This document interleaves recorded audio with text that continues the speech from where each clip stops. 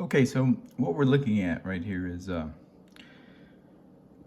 contemporary language poet Charles Bernstein, and he's discussing the background out of which he's going to perform a reading of a translation that he has made of an Augusto de Campos poem.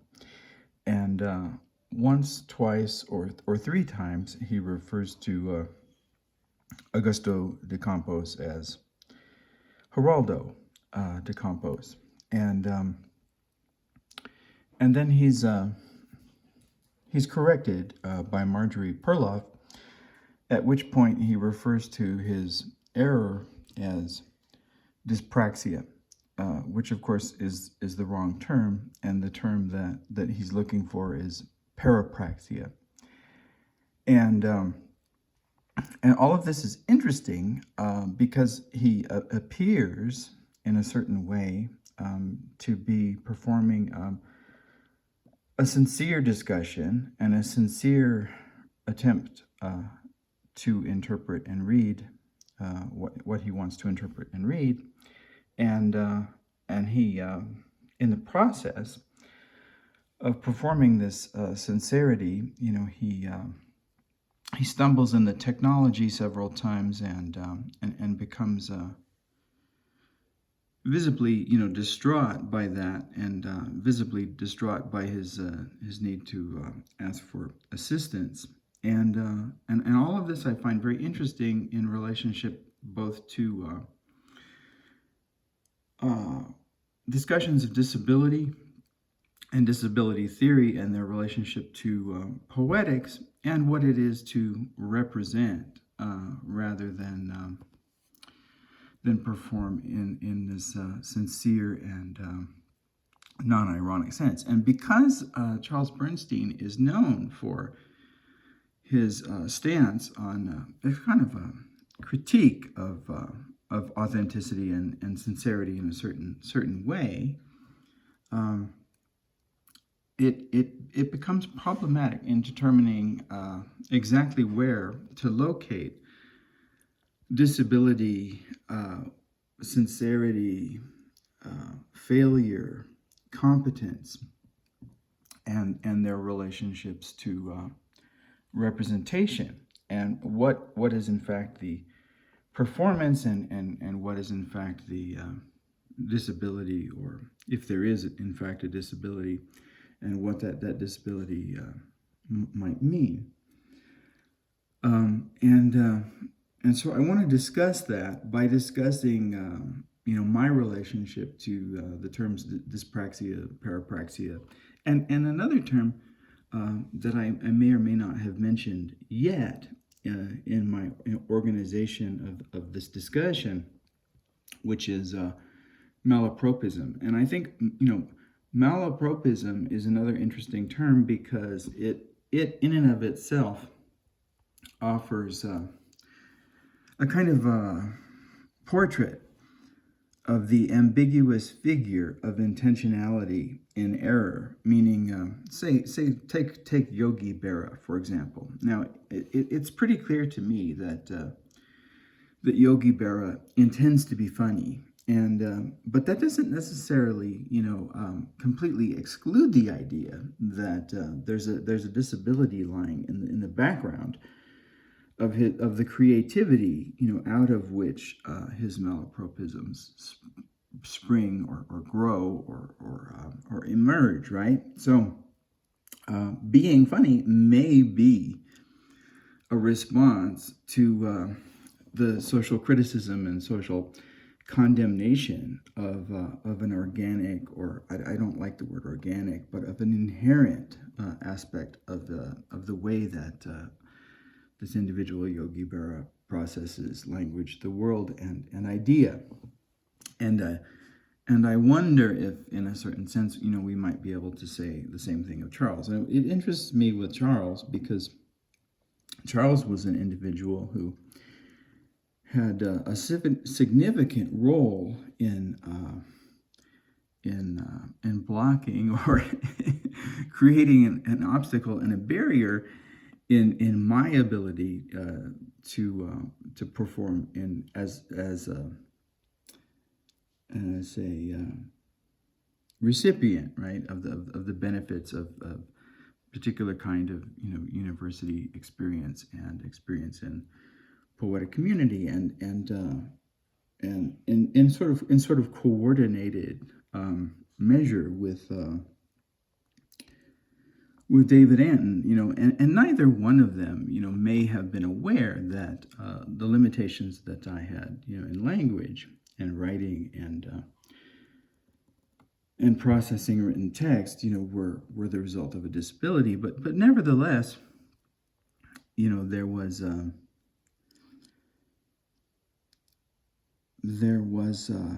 communication, made between them at some point regarding my limitations and that the terms of those limitations became the terms from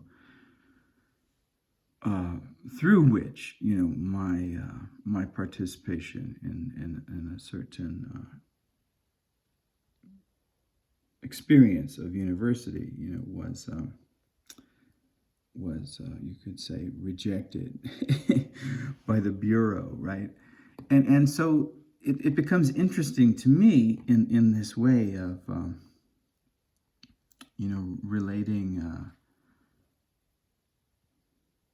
relating the significance of that gesture to what would be a kind of I suppose what I'm getting at is there's an idea that in homophobia what individuals experience is a projection of enmity on that aspect of the other that they're closeting in themselves, and I guess what I'm moving toward here is was the censorship or the the failure, the intentional failure, to recognize my place, or right to participate in this community, essentially. A result of a similar psychological phenomenon, and that would be extraordinarily interesting from the point of view of more of a Freudian reading, the unconscious motivations for exclusion within this citizenship, right? And then in that case, the parapraxia of recognizing Augusto as Geraldo becomes more interesting in terms of the psychological reading of unconscious motivations. And I've always argued that my dysgraphia, dyscalculia continuum is better read as an example of a cognitive, deficit or cognitive difference than it is as an unconsciously motivated social phenomenon. And so I guess the questions that we're gonna ask is what is what, and again, the three terms that we're utilizing here: dyspraxia, parapraxia, and malapropism, or in some sense you could say catachretic formations fall within these boundaries as well. To me, I may be pushing this, and it may not be a conventional way of sorting and organizing these terms, but in dyspraxia, which I want to associate with dyscalculia, and dysgraphia, I want to argue that there's a cognitive or cognitive physio continuum. This is Marjorie Perloff, who's certainly an interesting character, but less relevant to our discussion, so I'm going to go back. In dyspraxia, I want to recognize this relationship or this family of disability that belongs in some ways to the cognitive physical processes of the interpreting subject. And in parapraxia, I want to isolate, from a more Freudian point of view, what unconscious motivations, might be. So the parapraxia would represent this reading of error as psychologically motivated rather than motivated by the inherent ability-disability continuum of the subject, and therefore, subject to psychological scrutiny and examination and malapropism. And I'm aware that this is, not a conventional use of this term, but I want to identify in the Yogi Berra sense malapropism as an intentional representational act.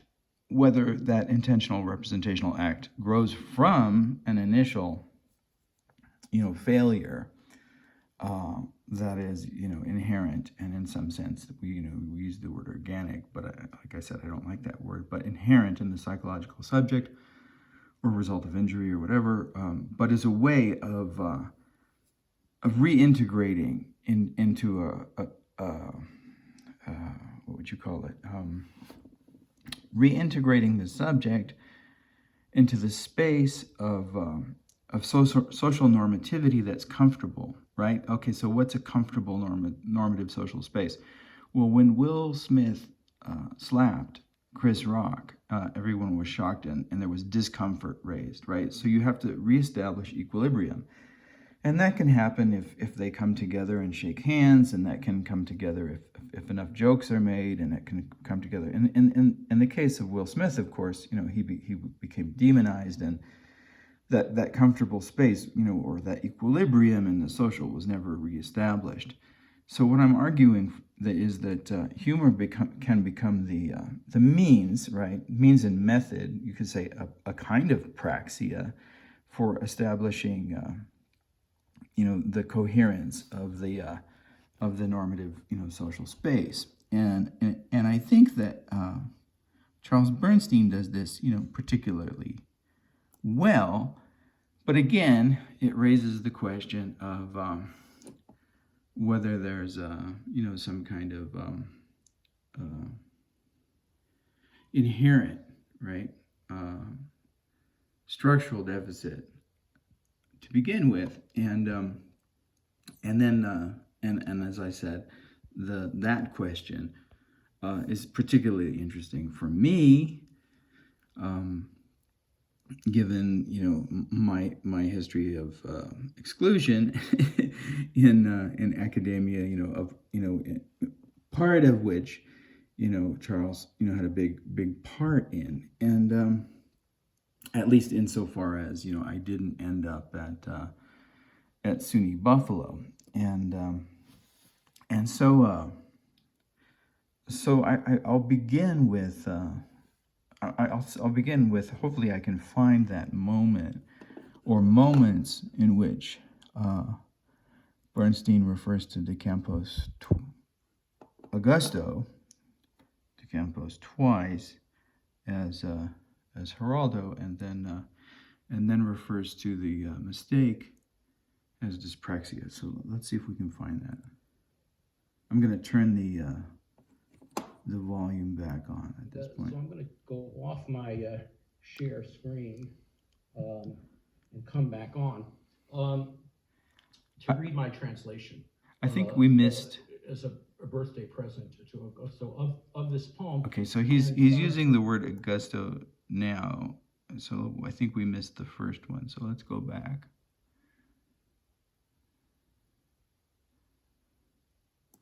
Be with you, and remarkable to be with this group of friends who I know every single one for decades and have collaborated with, and it's a pleasure. And also I want to thank the Rail and Fang Bui, putting these together for more than a year every day. It's a remarkable achievement, and the conception of having this event and the many other ones is I'm very thankful for. Also want to mention, because we're coming to the end, and I want to sort of do a outro, as Odile mentioned, the condition in Brazil right now.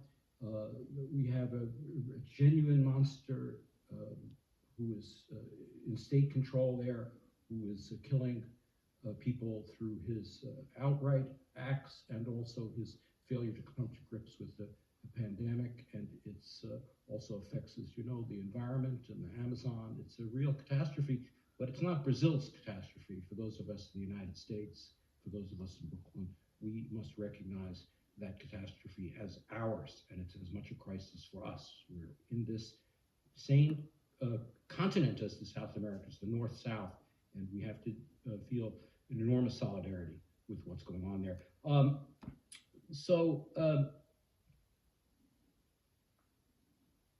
Share my screen and just show a few things here. Okay, so here the attempt to share the screen or to negotiate with the technology begins to become a problem, and then that clearly has an effect on his ability to communicate. Sergio, I'm going to come around a tribute to his wife, so I offer this as a part of my two-part birthday toast to Geraldo, because I'm going to play. And there's the first misrecognition of the name. He refers to Augusto as Geraldo there. Let me go back. So far, the coordinated mistakes are coordinated with inabilities to use the technology. I have this, and here I'm having the problem that was mentioned of the. And then he becomes concerned with. I have Geraldo reading this. His inability to navigate the technology becomes integrated in his.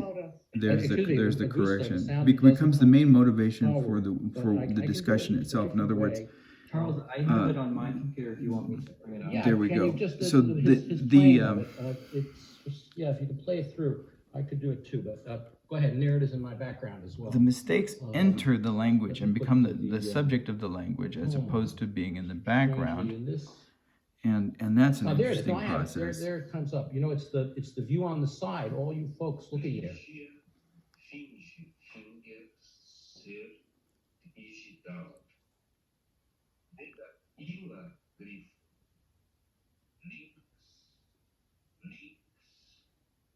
Assim, mãe ferida com li, filha me pedexina nux, seja, quando sou, lange, só, ligia, lacera, sorella, so, only, lonely, And I honestly can't remember whether that is the identification of the parapraxia comes as dyspraxia comes here. Sergio. So, yeah, this view, strangely, that doesn't come up, but we go to my next slide. So here I did one. I had in my dyspraxia of There we confusing go. Names, easy for me to confuse any two names, but I want to. Okay, so he identifies his parapraxia or whatever we might want to call it as dyspraxia, and just to recognize and organize those distinctions.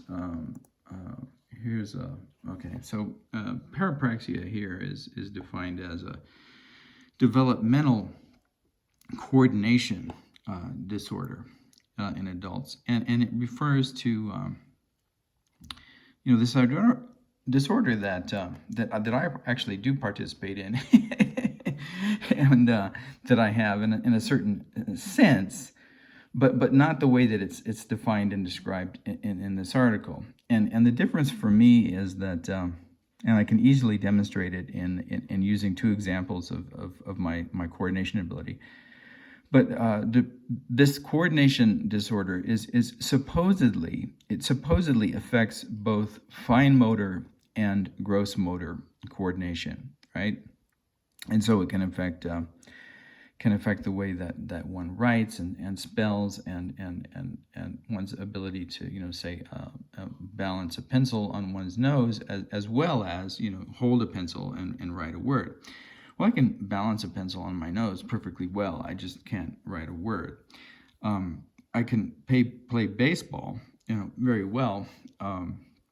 So I guess I fall in the, in terms of malapropisms in the Yogi Berra camp, but I can't. My fine motor coordination, however, is significantly limited in terms of what the normative expectations are. Okay, so here's my example of the way that I don't fall into dyspraxia, right? All right, so here's a writing notebook, and you can see the dysgraphia if I go through my notebook and I show you examples. And whether there are examples of parapraxia in this notebook or not, and whether they're malapropisms in terms of intentional representation, or they result from a disability is another question. But what we're looking at right now is just examples of classic dysgraphia. And dysgraphia, may or may not, belong to the specifically cognitive relationship between processing word as text, that is, as graphic representation in writing onto a page. It may or may not belong singularly to that cognitive category and the set of abilities that belong to it, or a set of fine and gross motor coordination difficulties, right? Probably, both. Clearly, in my case, both those fine motor skills related to hand abilities always existed, and I was slow to learn to tie my shoes and other things as well. So there's an aspect in my, what people refer to as disability, but I like to refer to as uniqueness, that includes dyspraxia, but not as defined in terms of both fine and gross motor coordination. So here's an example of dyspraxial fine motor difficulty, right? All right, now this is my writing, but let's move over here. And I'm going to move to one of my paintings. And the light isn't good because it's still morning, but I don't know if you can see the difference if I hold the writing text up to the painting text. But can you see the can you see the detail? And this I'll put a marker in. So this is a very small space, and this is built as a kind of almost like pointillist dot painting in which hundreds or thousands of dots exist within a square inch. And you'd think that this was an example of extraordinary fine motor coordination. And it doesn't square with the writing, right? So what's the relationship between these two forms, and where does the dysgraphia versus the dyspraxia lie? But then I have to explain to people, and this is hard for people who don't paint, that if I were to draw this figure on a piece of paper, I wouldn't be able to do it because I would be holding a pencil in my hand, and I would be performing a set of gestures and motions that I don't perform when I paint. This is painted with my shoulder more than it is with my hand coordination. I will hold a paintbrush like this, and I move my shoulder. See, I don't know if you can see this, but I'm not moving my hand. This is how I paint. You see? Now, when you write, I write this way. So this is drawing for me, but this is painting. You see? And it's very difficult to explain this to people that don't have this this praxis of working, or the distinction between the gross motor and the fine motor in the way that they work, or the distinction between drawing and painting. And there may be individuals like Michelangelo whose painting and drawing, come out of the same mind or mind-body continuum, but mine don't. When I paint gross motor, and even though the detail is extraordinarily fine, and this is throughout the painting, and this painting is relatively large, so it took a reasonably long time to complete at that level of detail. But the distinction should be obvious and relevant, right? Now you can say that, well, maybe it is all of this, it would be difficult to argue that my dysgraphia is all parapraxis. But you could still argue that there's an element of it. Then we have to talk about strategy.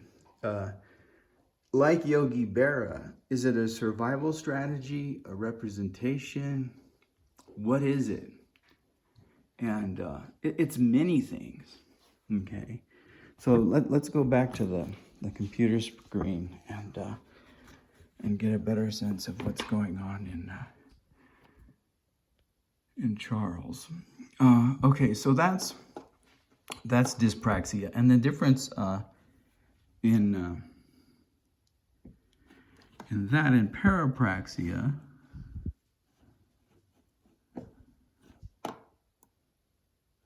I'm not finding a.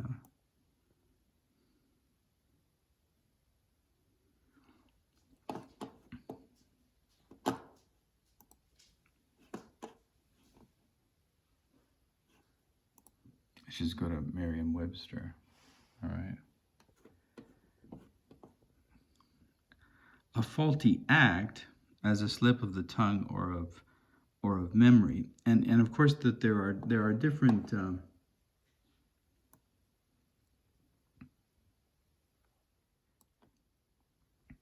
Okay, so parapraxia raises the question of etiology. And etiology, or at least the way that I pronounce the word, sort of metasemantically hint at, like, part of the processing problem in the configuration of these ideas to begin with. That is, that it's so close to the word etymology that one almost is tempted by the word etiology or etiology, which is the the study of the causes of a condition, to refer to it as etymology, what the initial meaning of that word actually means, right? So the word parapraxia wants us to ask what the solution set is to the problem of the etiology or etiology, the causes of this particular disjunction or between thought and expression in language. A faulty act as a slip of the tongue or memory, calling Augusto Geraldo, and sort of blundering through the use of the technology, and whether that error, that linguistic error, is a result of being distracted, as we're often distracted by the fact that we're both filming and speaking and using visual language at the same time that we're using verbal language, and it is a difficulty. And individuals that have lexical processing difficulties, deciphering and decoding text becomes such an overwhelmingly complex process in itself that one often gets lost in what the content is of what one is reading, right? So the problem for the dyslexic, strictly speaking, that let's remove the the contexts of dyspraxia and dysgraphia from this, like, fairly well-known phenomenon of dyslexia. The problem for the dyslexic is that the decoding is such a significantly challenging cognitive process in and of itself, that the meaning behind the words, once you decode depraxis, or I just said depraxis, which isn't even a word, it's not dyspraxia or parapraxia, but once you just decode this word, and here, like, I noticed that for me, and in my particular set and cluster of disability ability continuum, that parapraxis gives me more trouble than if I see it as parapraxia. And the reason for that is familiarity and the processing problems that I have with unfamiliar words. Now, if this were PARAPRAXIA,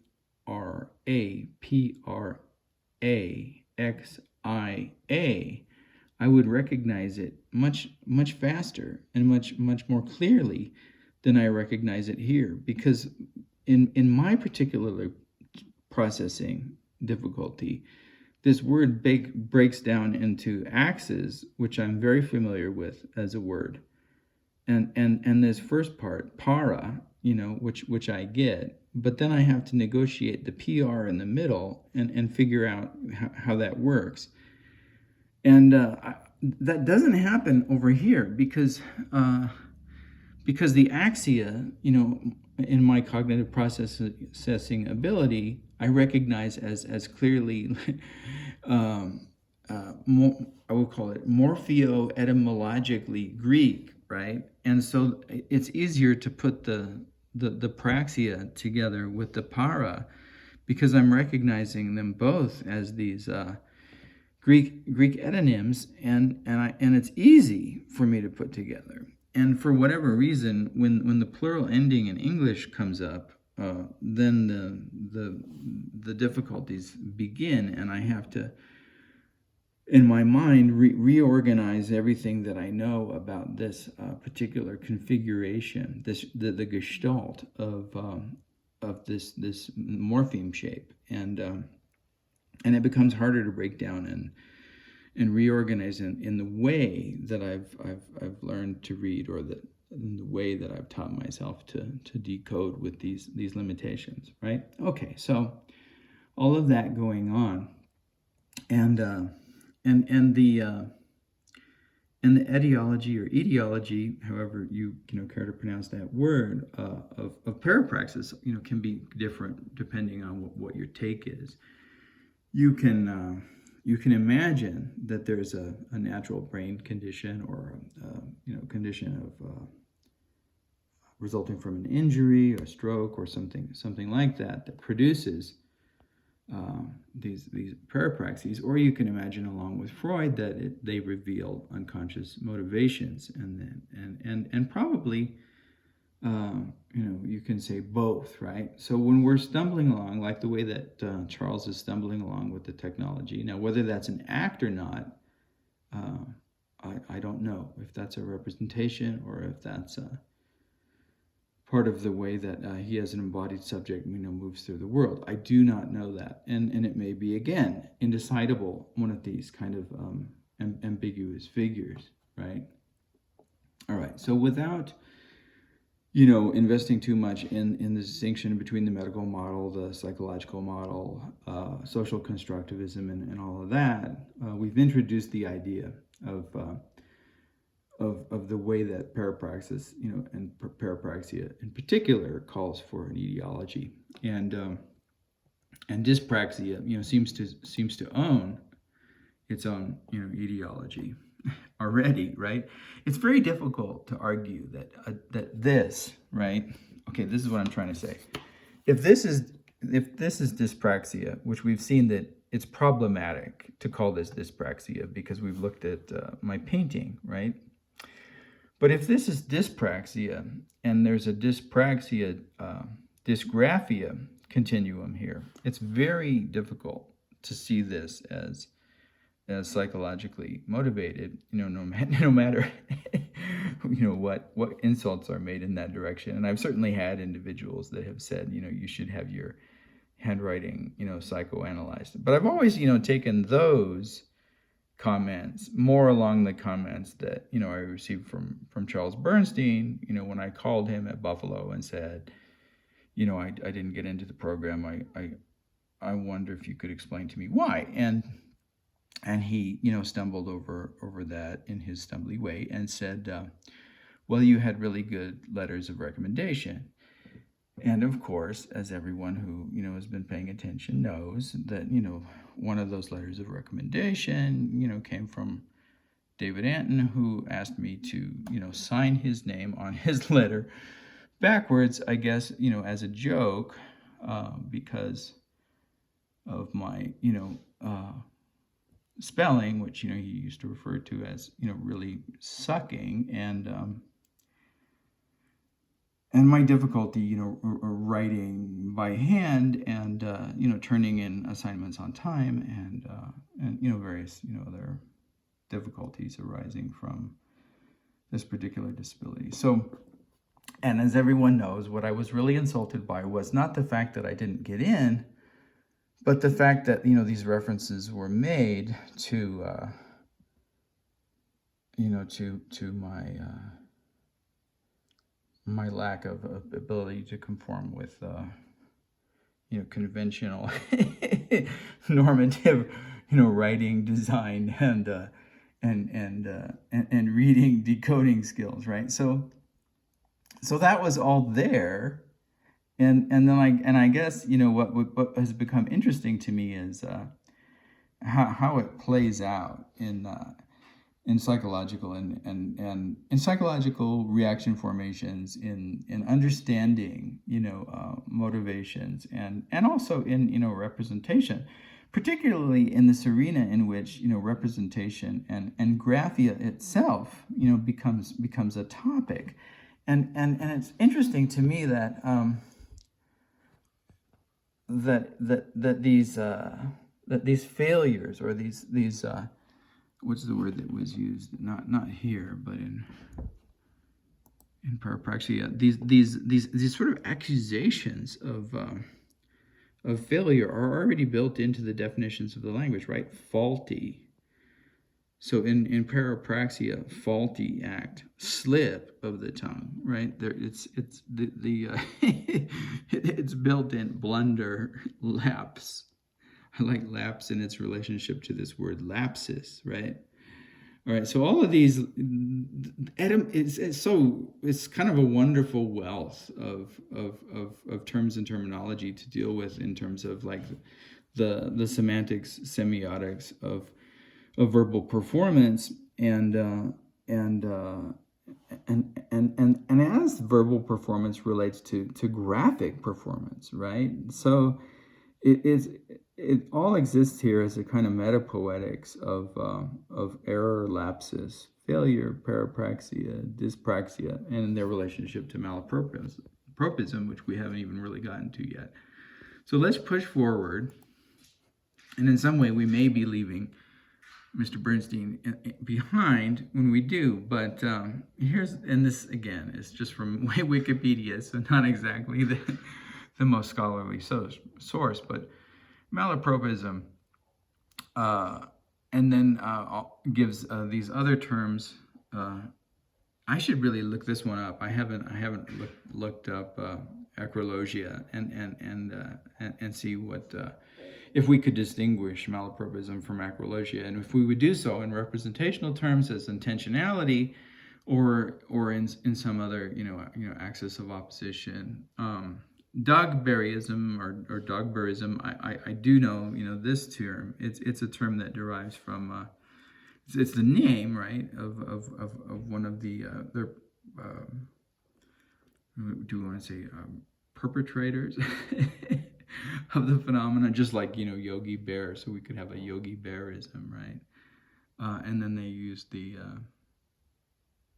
some examples. Okay, so mistaken use of an incorrect word in place of a word with a similar sound. Well, it may be a similar sound, or it may be like Geraldo isn't a similar sound to a gusto, but they're related by not only they're not only related, like actually related, but they're related within the same semantic field, right? And as poets and as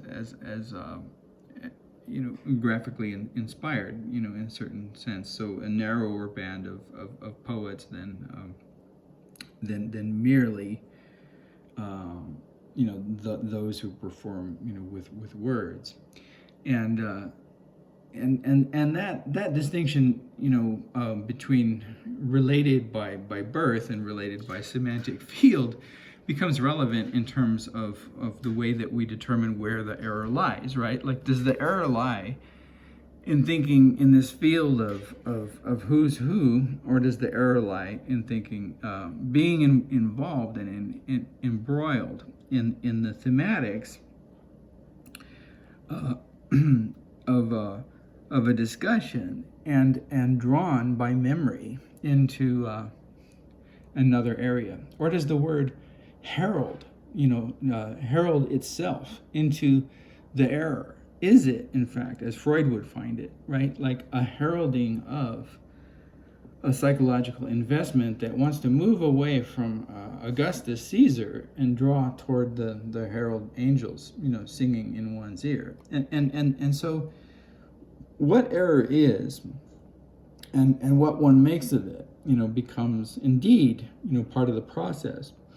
And I would argue that it should be recognized as part of the process in a poetics of any material poetics that recognizes the phenomenology of embodiment, right? And so when Michael Davidson talks about disability in poetry, he's in effect arguing for a poetics of the embodied subject and the phenomenology of mind that deals with that.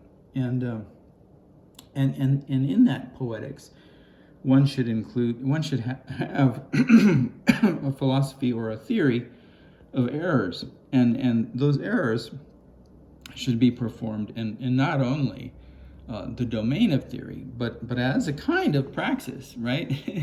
So we have this expression in the academy, theory and praxis, and in fact, in the work that I do, if I can get there, because we have a lot of screens open right now, but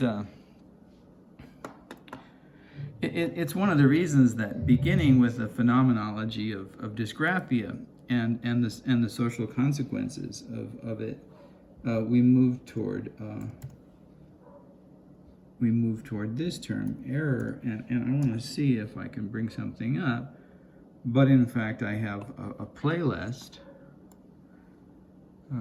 It's not showing up.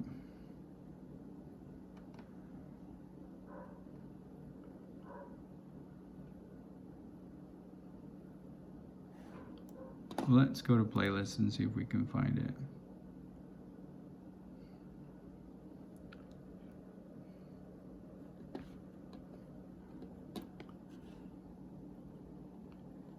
All right, so there's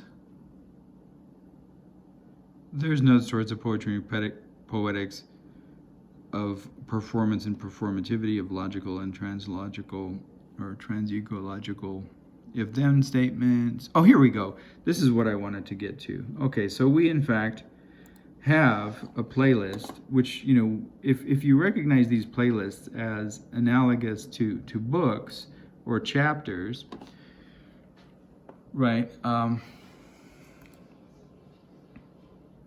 We in fact have a chapter on error and its relationship to work as process. But it could also be, this we could elaborate this, in terms of the discussion that we've been, giving today, and elaborate it into,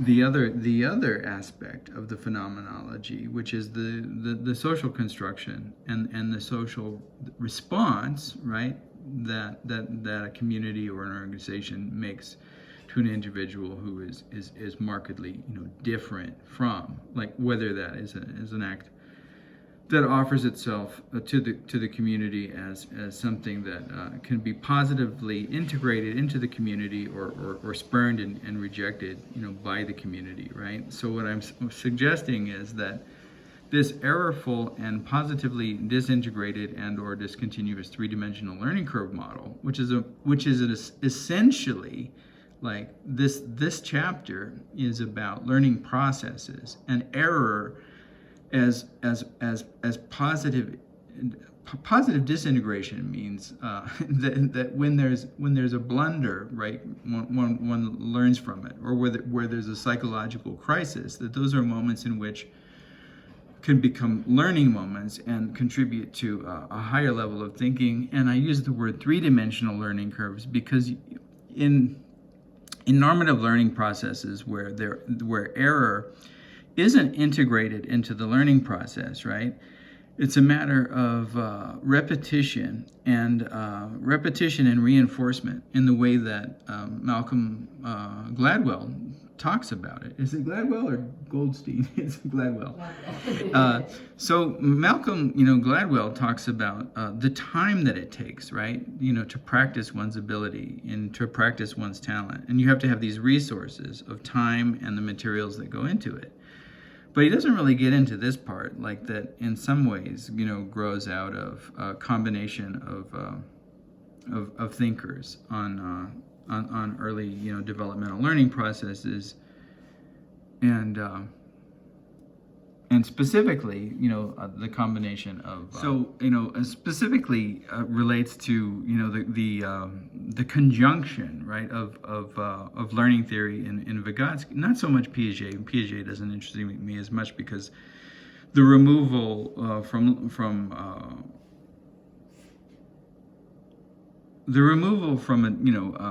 a discussion of language is there, in Piaget, and Piaget has erroneously, sort of been categorized as a proto-structuralist, and that gets messy, and also in Piaget you have this like simplistic model of stages that I've rejected, but this shouldn't become the focus of this conversation.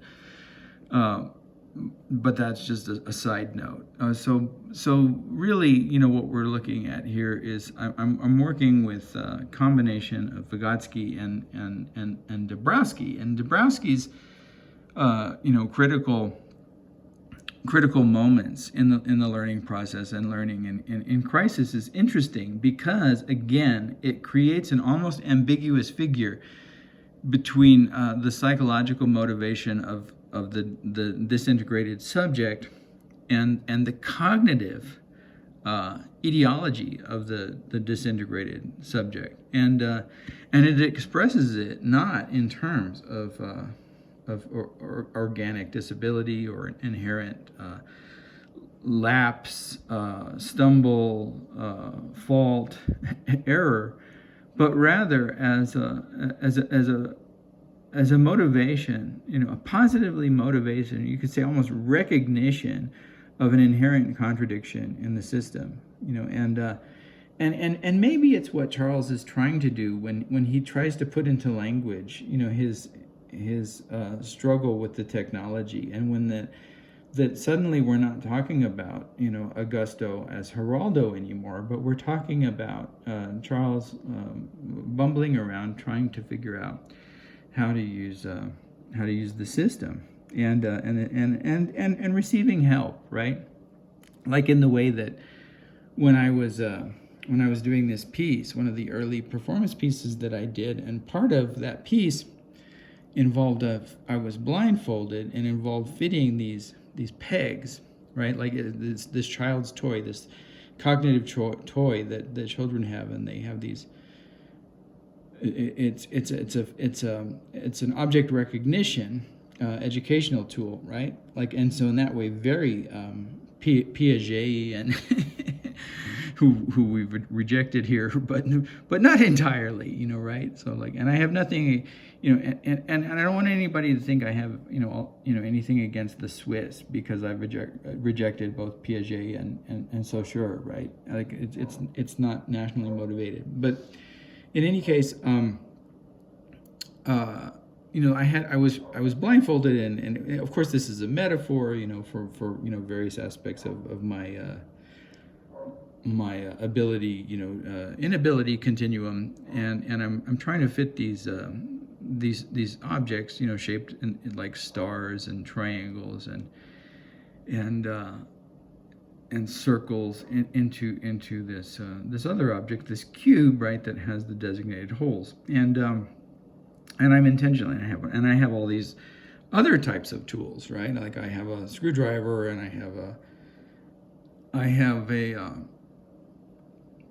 saw, and I have a hammer, and I'm using these tools, while I'm blindfolded, to reshape these objects, so I don't have to find the proper I don't have to find the proper relationship between the square and the circle. I can put the circle in the square, and this takes, this pretty much occupies me in the course of this performance, where in the other stations of the performance, you can go and look at other things, or you can engage me, or in the way that that I'm working.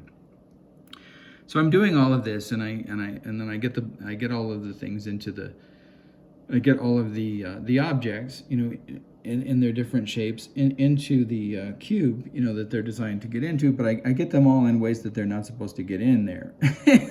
Right? So that's like a different solution set to these problems. And then at some point, right, my mother, my actual mother, just like the way that, Geraldo and Augusto are actual, have an actual relationship, not merely my metaphorical mother, is there, and she's watching this performance, and I'm at the end, and I get through getting all of these objects into the thing, and then I find a way. I don't know if I destroyed the cube, or I don't know how I got them out, but I find a way of getting them out, and this takes a considerable amount of time, because I'm not allowed to get them in or out in the way that they're designated normatively as a function of your ability to solve these problems. I have to solve them other ways, and so it takes a long time, right? And then I don't know if my mother was getting all of like what was going on.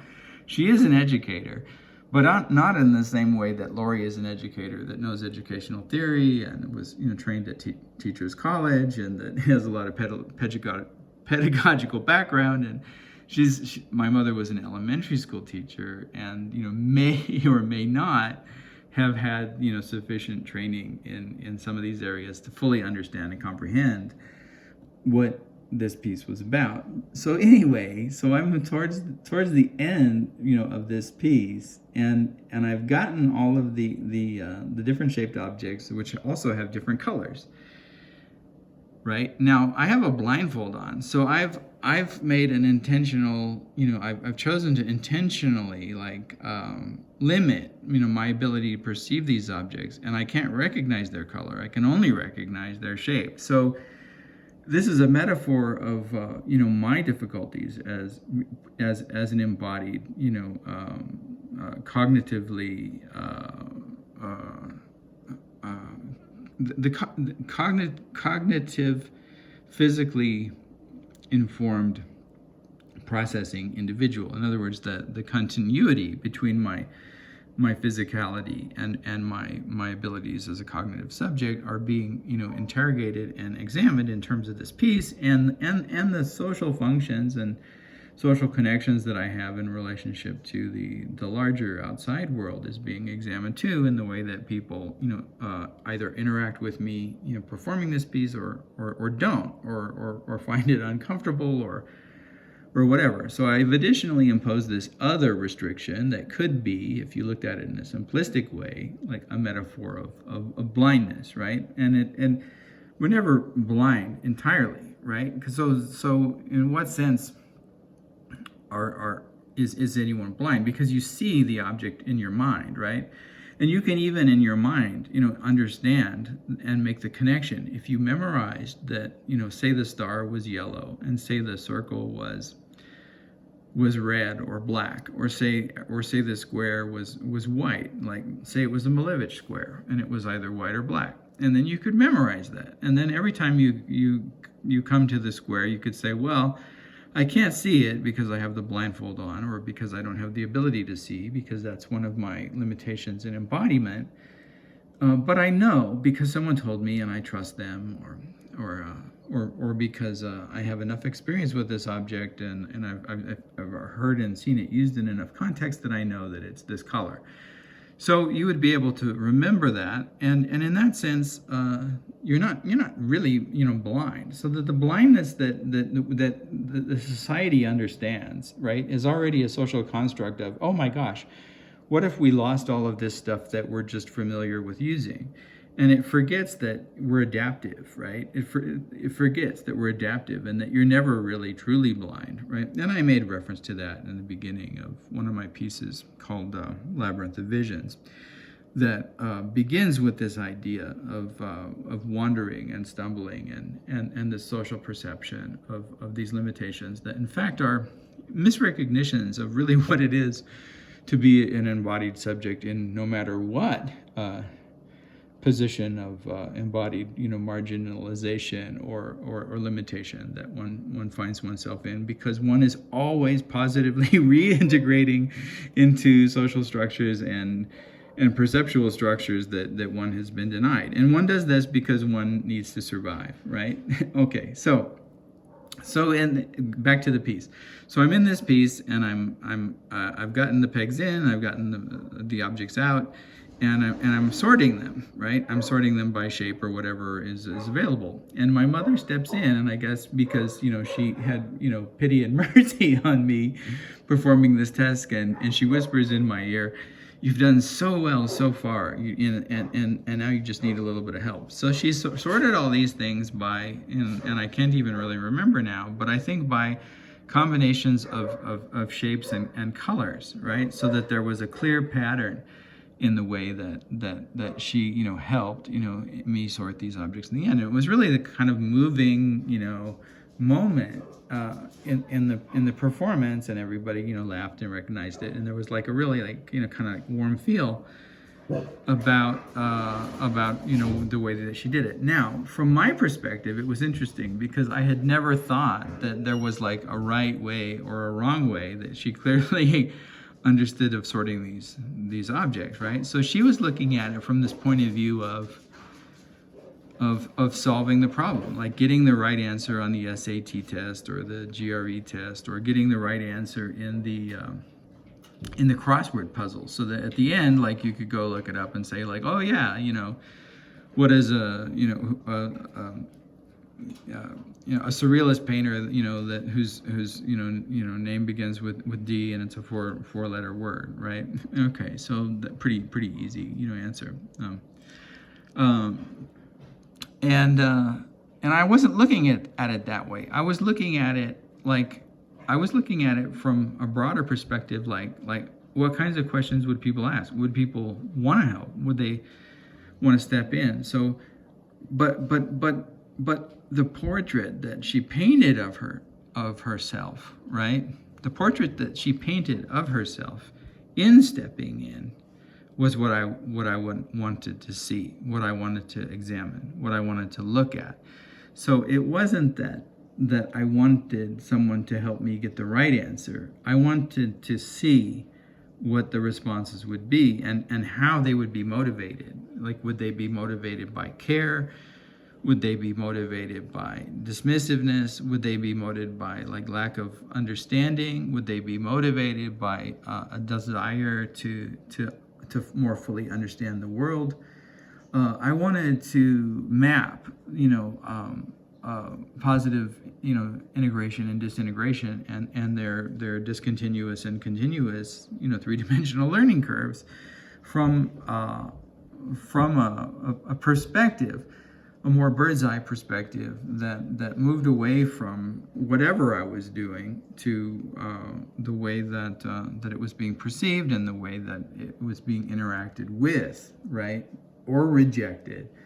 So inclusion exclusion maps as well. All right, so there's that moment, right, and then do we still have him? Can I get back? And there's that moment here, and I don't know, we probably won't be able to find it. Just for a second, to honor them both today. I think that's okay. That's too far.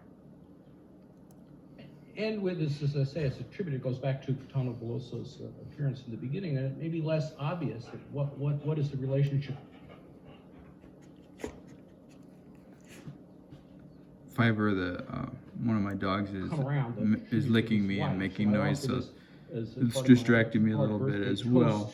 To Geraldo, because I'm going to play his. Okay, so there he uses the word Geraldo, so I think we'll see.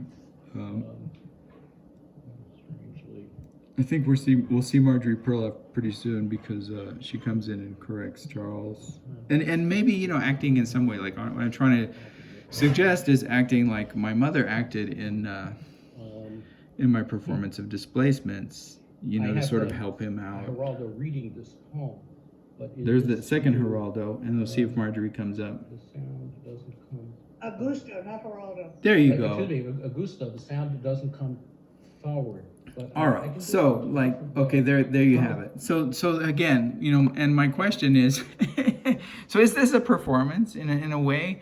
Is it a performance in a way that imitates or parodies, my performance in Displacements? Then you'd have to argue, well, that Charles and Marjorie Perloff both of them know that performance, well enough to act all of this out, and then you could say, well, that's really egocentric and egotistic of you to imagine that's a parody, and so maybe it's not a parody of me, because I doubt that anyone has been paying attention to my work for the last 40 years, well enough to engage all of that. But it could be, a parody in some way of something or other, in the same way that Yogi Berra comes to understand, right, that he's really beloved because of these malapropisms, and in this case he says Texas has a lot of electrical votes, and in fact Texas that's funny. I mean, it's funny to me, not only because of the malapropism and the play with electoral versus electrical, but because Texas is the oil state, right? So so Texas's electricity is completely problematic in terms of the destruction of our environment and the failure to recognize fossil fuel as a main contributor to global warming, or really what we should call it, radical climate change, in which our existences are all threatened, and the existences of other animals and life forms on planet Earth, and saying that some life forms are more threatened than others, and that brings me to if we step outside the box for just a second, this is the desktop ekphrasis for today, if I were going to do one, would be based on these two creatures whose existence is highly precarious at this moment, and probably won't survive into the it seems very unlikely that these individuals will survive into the next century,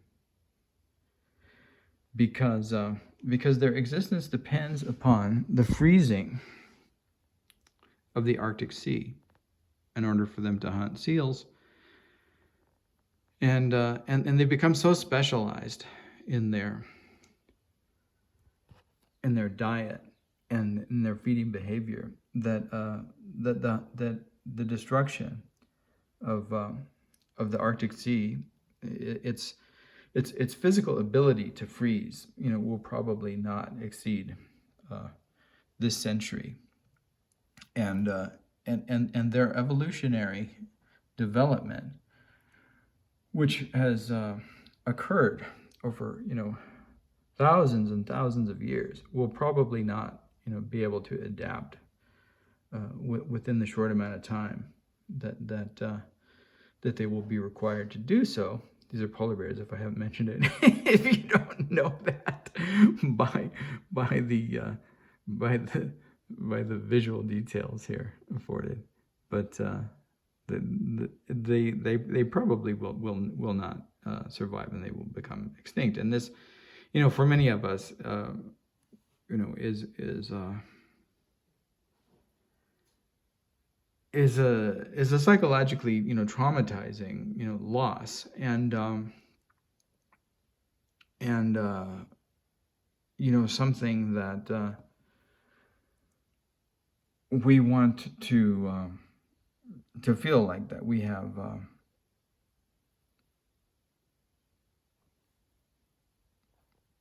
an ability to challenge and to change and to save the lives of these intelligent and sensitive and holy creatures, right? Because they're here and they exist on the same planet that we do, and in a real way. Whether one considers oneself, a mammal poet or something else, they belong to us, and as Earthlings, our fellow Earthlings, and our brothers and sisters, and our family, right? So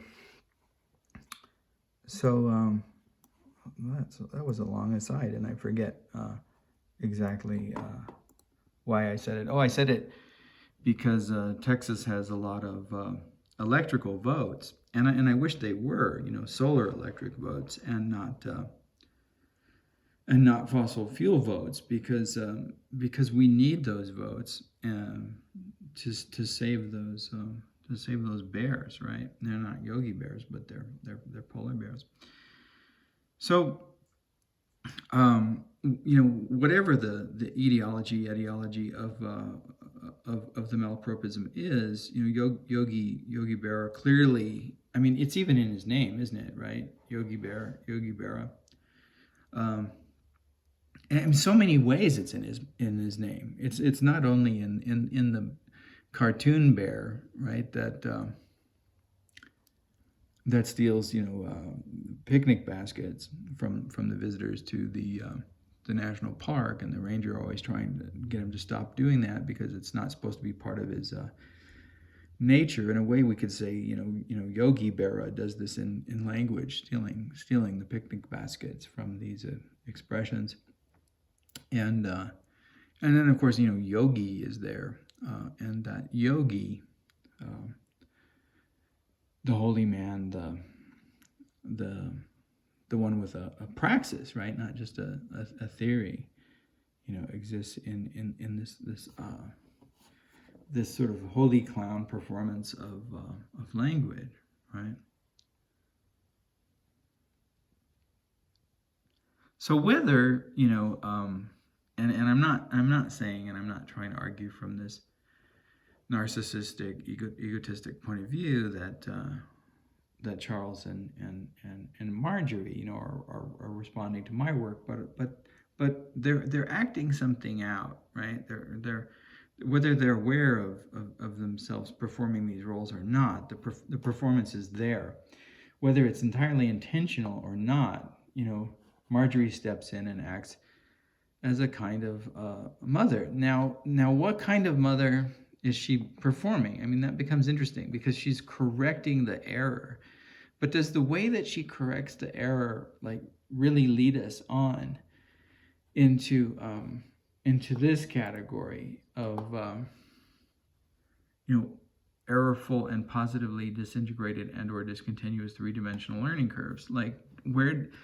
Where is that part of this process? Where is the Dabrowski and where is the Vygotsky in it? Or is it just like you made a spelling error, correct it, right? So and here what I'm getting at is there's a difference between recognizing limitation and inability and disability and this continuity and disintegration and crisis, right, as a teachable moment, and glossing over it and correcting it And the real teacher and the real educator finds like the deep structure and the deep level at which it exists and uses it as the teachable moment, rather than saying, okay, like the way that I've referred to before, the opposite of that model, right?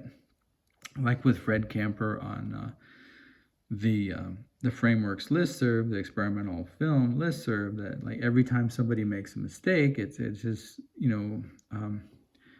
opportunity to jump out of his pants with excitement that, he knows more about, the title of this piece or how to spell this particular word than anybody else. And the recognition in there in doing this is like a shaming, or like, you don't have the right to speak. You don't have the right to be in our town. You don't know anything. We're going to make fun of you. It's an act of social, abuse, right? So there's like a number of different things going on. And I'm not saying that Marjorie Perloff is doing that, for Charles. I think the opposite, in fact. I think that she sees it much in the same way that I'm reading the way that my mother saw it. She sees it as a problem, and she wants to correct it for him. The problem is that good teachers don't correct things for you. Good teachers, find ways of showing you that either you need to figure out a way to correct it for yourself, or for you to recognize that you have this particular limitation, and that you can work with it, and it can be the source for you. And that's what a disintegrated and or discontinuous three-dimensional learning curve looks like. And I guess we'll probably end right there. And it really doesn't have to do with the fact that we're done, but that we've produced more time in this discussion than we have time to put up on the internet. So again, a problem with technology. And here you see me as Charles, stumbling with my technology, going, gosh, I really have a lot to say, but I can't go on, right? Because So this, of course, is a bit of a going back to Sergio. I'm going to come around a tribute to his what? So as Odile mentioned. So this time constraint right now, is my way of the Rail and Fang Gui putting these together. stumbling around here every day. and also again, and a matter of a lack of resources, because had I had the opportunity, right, that someone like Charles had, to become integrated into the academy and make a decent living, and had I been able to get the scores on the proper scores on the proper GRE tests, and get the proper letters of recommendation that I didn't have to sign backwards and that weren't, sardonically and sarcastically referred to as, really good letters of recommendation, even though they were unsigned. And had I, been able to, given the time or assistive technology, to make my way through, all of those, various obstacles, I would have the resources today to have a better internet connection. I wouldn't perhaps, be limited in the need, to cut this off, so short. So, economics always also has something to do with it, right? So there's what you got and who you are and how that is a physical embodiment of your existence. And then there's the way that it's perceived by the social apparatus, and the way that that's always, for some of us, marginalizing and excluding. And then there's the way that the excluding becomes more excluding, because you can't, without the resources that you would have if you weren't excluded from the system, right? And that you were able to get, a good paying and decent job, then you wouldn't have the limitations in technology to begin with that created the difficulty in getting this stuff on the web, because you just buy a bigger, better, stronger, faster computer and a bigger, better, stronger, faster, social political locus, right? Like you could, move to somewhere that had, powerful internet, connectivity. And so, that's really what I try to do with my work, is to make creative work that brings all of these complex interfaces and interactions in the social, in the cognitive, in the physical, in the semantic and experiential, in the unconscious, relevant, to our lives and our world as they relate to our conditions that are ever, evolving and changing in our, socio-political,